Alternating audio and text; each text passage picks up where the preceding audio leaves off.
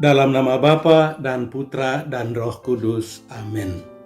Bapak, Ibu, Saudara-saudari terkasih, salam jumpa kembali dalam Renungan Inspiratif Minggu Biasa ke-23 berdasarkan Injil Markus bab 7 ayat 31 sampai 37. Yang bisu dijadikannya berbicara. Bapak, Ibu, Saudara-saudari terkasih, saya pernah membaca sebuah buku yang sangat menarik berjudul The Story of Helen Keller. Kisah tentang si Helen Keller.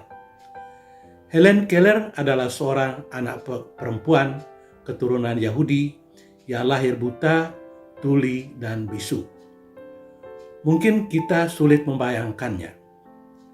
Dia tidak bisa melihat karena buta, tidak bisa mendengar karena tuli, dan tidak bisa berbicara karena bisu.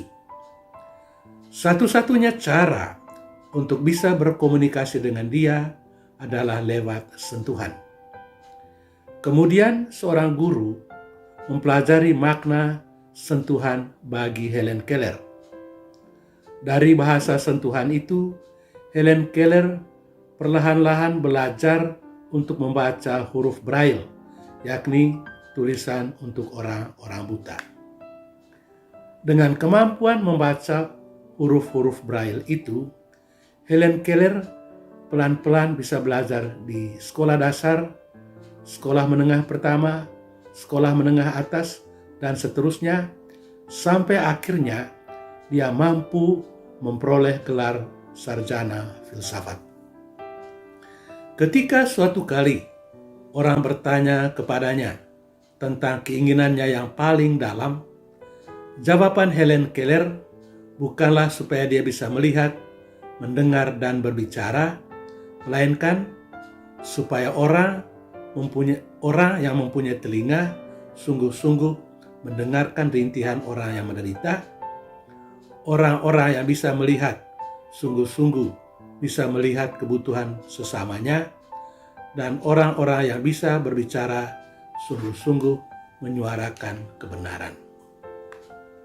Saudara-saudari terkasih, dalam Injil hari ini kita berjumpa dengan seorang yang sedikit lebih baik dari Helen Keller, yakni seorang yang tuli tetapi masih bisa melihat dan bisa berbicara walaupun agak gagap.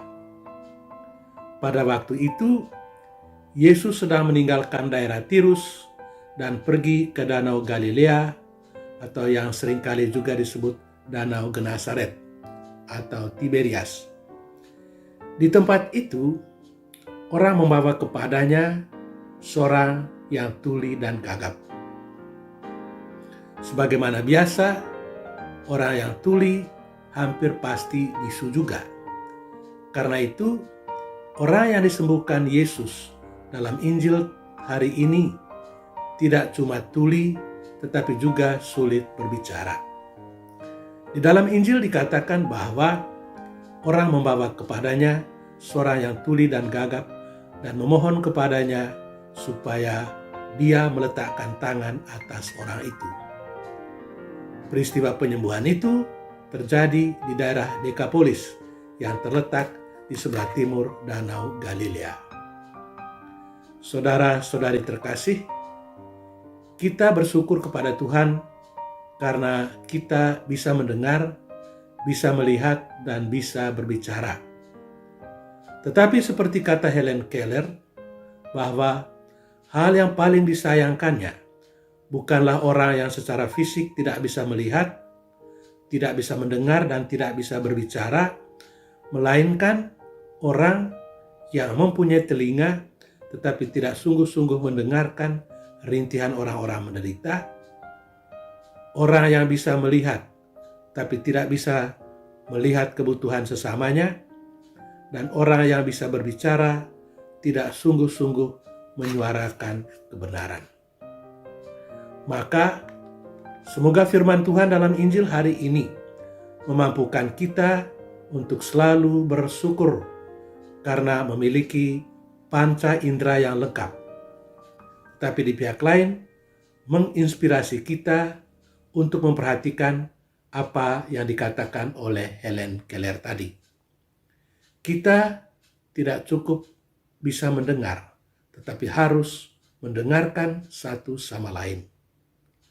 Anak-anak mendengarkan orang tua mendengarkan anak-anak, suami mendengarkan istri, dan istri mendengarkan suami. Bawahan mendengarkan atasan, dan atasan mendengarkan bawahan.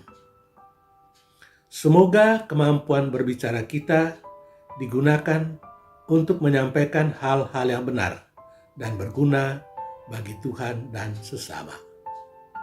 Tuhan memberkati kita. Amin. Dalam nama Bapa dan Putra dan Roh Kudus. Amin.